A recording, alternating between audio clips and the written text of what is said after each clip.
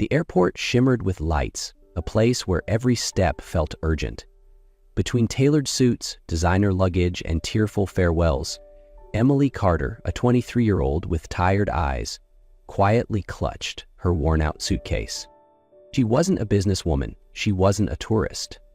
Emily worked part-time as a cleaner and had just left the small rural town where her mother lay bedridden after a devastating stroke.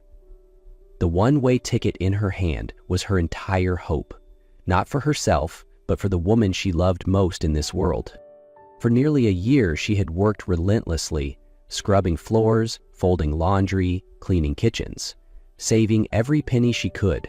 Her phone was sold, her wardrobe reduced to the bare minimum, yet she held no regrets, because ahead of her, uncertain as it may be, lay her only chance at changing their fate.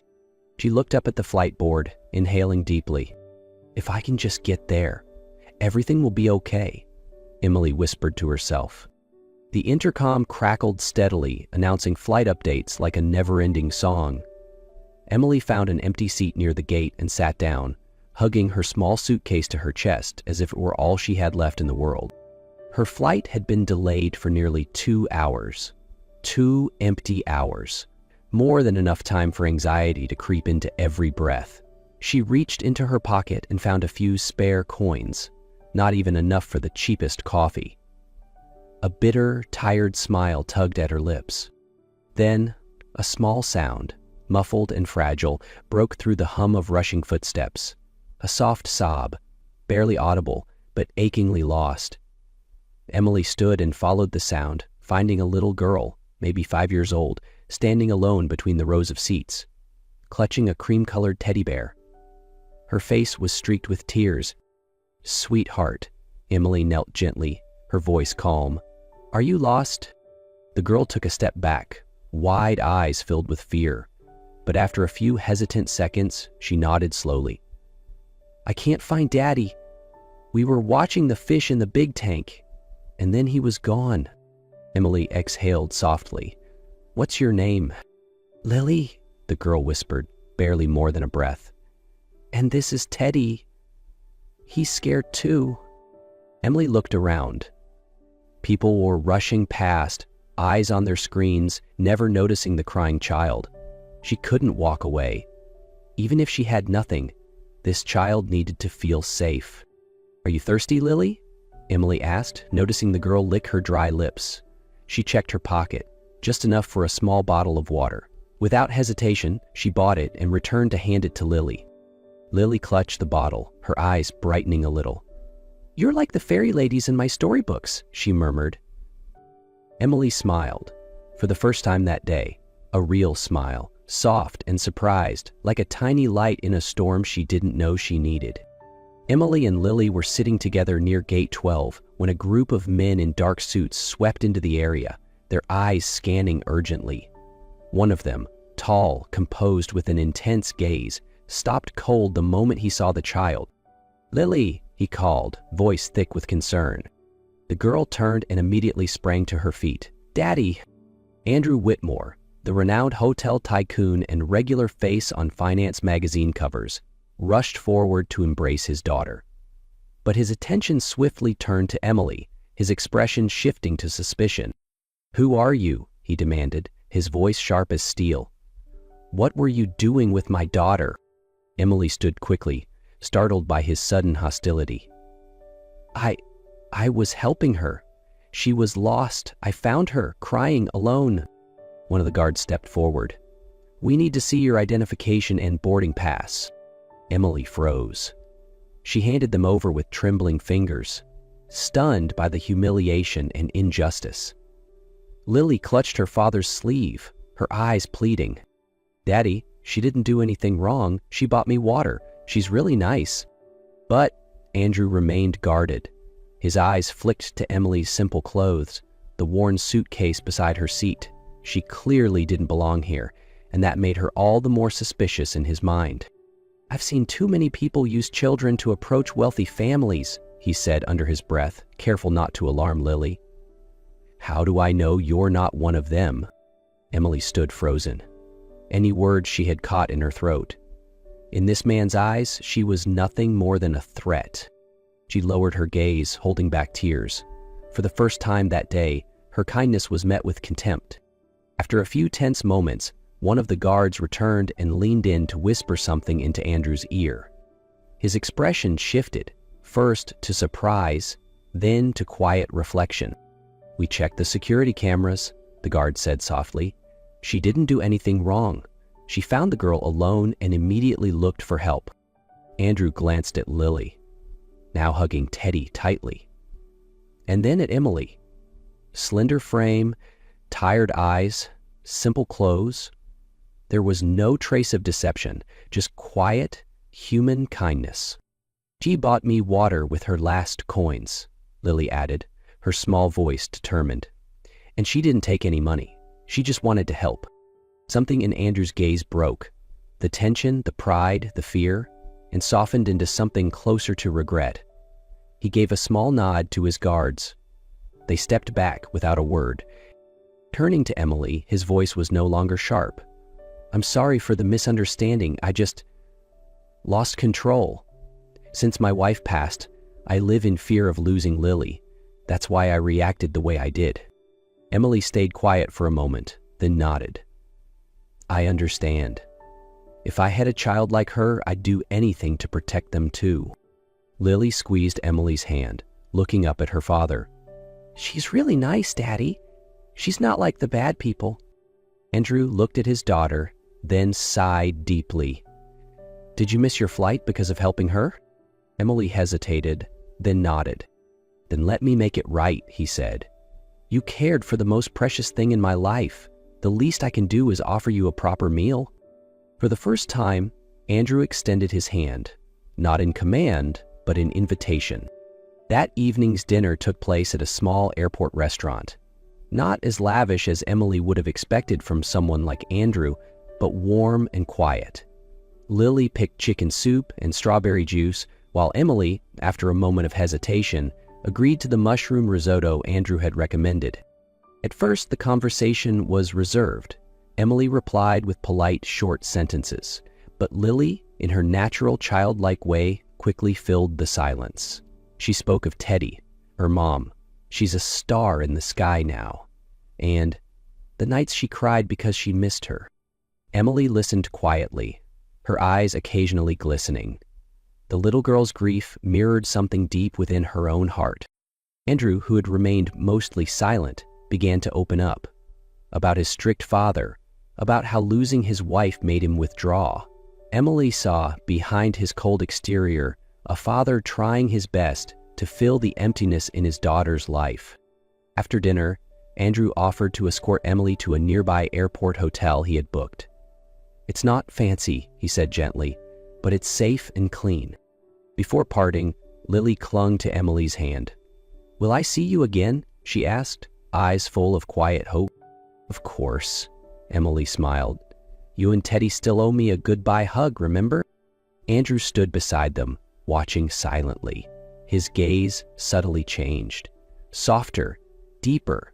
Something unspoken, something fragile and new, was beginning to grow between three people from entirely different worlds. A few days after their encounter at the airport, Emily received an unexpected call from an unfamiliar number. It was Andrew Whitmore. His voice was steady and formal, yet somehow gentler than before. "Lily hasn't stopped talking about you," he said. "She clutches Teddy even in her sleep, as if afraid to lose something precious.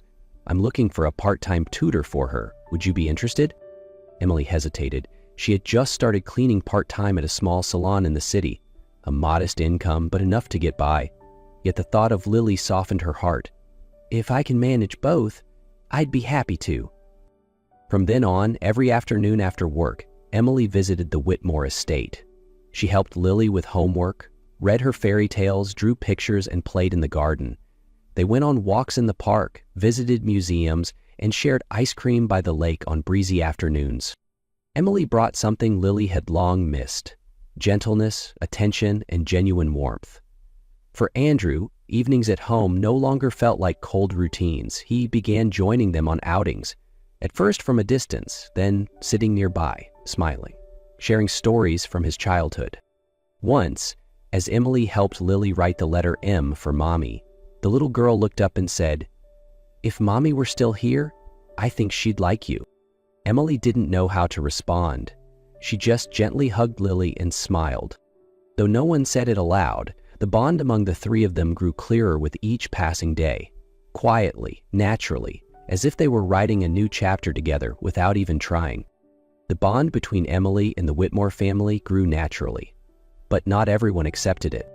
At Lily's school recital, an event where the city's elite gathered, Emily arrived in a simple dress borrowed from a coworker at the salon. Her name had been carefully typed and placed on a guest seat. On stage, Lily beamed in her blue butterfly costume, waving excitedly toward her. In that brief moment, Emily felt like she truly belonged. But not long after, a woman in an elegant outfit approached. "And you are?" she asked, eyes scanning Emily from head to toe. "I'm Lily's tutor," Emily answered, steadying her voice. The woman smiled, a smile without warmth. "Ah, the one Andrew mentioned. Strange. He doesn't usually bring housekeepers to events like this." Emily froze. Her heart sank, not from the words, but from Andrew's reaction. He stood not far away, silent, unmoving. Just a flicker of hesitation in his eyes, but it was enough to leave her hollow. After the performance, Emily politely excused herself. On the way home, one thought echoed in her mind. Was he ashamed of me? That night, her phone rang. Her mother, left in care back in her hometown, had suffered a second stroke. A frantic call from the neighbor. Emily didn't think twice. She packed what she could and sent Andrew a single message. "I have to go home. My mother's in critical condition." She didn't wait for a reply. She left, taking with her a heart that had just begun to open. The days after Emily's departure were long and quiet at the Whitmore estate. Lily was somber, silently clutching Teddy all day. She didn't ask much, just sat by the window staring into the garden where Emily used to teach her how to draw butterflies. Andrew, on the other hand, felt an unexpected emptiness. He realized Emily's absence left a bigger void than he had imagined. Dinner returned to heavy silence. No more Lily's laughter echoing through the yard. No more rushed footsteps as she ran to show off another messy crayon sketch. One evening, with Lily asleep, Andrew sat alone in the library, scrolling through old messages. The last one from Emily was just a single line. No blame, no explanation. Yet it weighed on him. "I have to go. My mother is critical. Thank you for everything. I wish you and Lily happiness." A man like him, used to control, to judgment, now found himself powerless in front of the woman who had given his daughter something he couldn't: warmth. The next morning, he called his assistant. "I need to find Emily Carter as soon as possible." When he learned the name of the small hospital where Emily's mother was being treated in a distant town, Andrew went himself, bringing Lily along. In a worn hospital hallway, Emily sat slumped beside her mother's bed. Her eyes were shadowed with fatigue, her hair unkempt, coat threadbare. Lily was the first to run forward. "Miss Emily?" Her voice made Emily look up, eyes wide with shock before filling with emotion. Andrew followed behind slowly, the weight of unsaid words heavy in each step. He had been in control of empires, but not of the ache in his chest. "I came to apologize," he said quietly, "and if there's still a sliver of trust in me, please let me make this right." Emily didn't answer right away. She looked at Andrew, then at Lily, clutching her teddy bear tightly, her eyes full of hope, but not desperation. It was the look of a child who had been left behind before, but still dared to believe just one more time. At last, Emily nodded softly. "I need a few days to care for my mother, but if your offer still stands, I'll come back." Andrew didn't hide the relief in his voice. "Whenever you're ready, no pressure." A few weeks later, Emily returned to the city, this time not as a visitor and not alone. She was bringing not just her mother, but her heart back to the place it had dared to hope. Her mother, though still weak, was stable enough to travel. Andrew had arranged everything, from a private nurse to a sun-filled room in the estate where she could rest and recover in comfort and care. As Emily stepped through the gate, Lily came running like the wind, throwing her arms around her. "I've been counting the days. Did you know that?" Emily laughed, a laugh filled with pure relief. "I missed you too, sweetheart." From that day, a new rhythm began. No longer tentative or uncertain, Emily was no longer a guest. She belonged. She tutored Lily, cooked with the housekeeper, watered the garden, and read stories beside her mother's bed each night. Andrew changed too. He was present more often, not just as a father, but as a man slowly learning to open his heart. He shared his odd habits, spoke of old dreams, and learned to listen instead of always leading. One gentle autumn afternoon, while the three of them sat beneath the blooming bougainvillea, Lily looked up and asked quietly, "Miss Emily, can you stay with me forever?" The question hung in the air. Emily met Andrew's eyes. Neither answered right away, but the look they exchanged said everything. Emily reached for his hand, for the first time with no hesitation. Andrew gently closed his around hers, as if to say, "We're ready." There was no grand proposal, no wedding gown, no church bells. Just a quiet afternoon, one hand finding another, and a silent whisper shared between hearts. "We'll be okay." And so, among people who had once been broken, who had lost so much, a new family was born.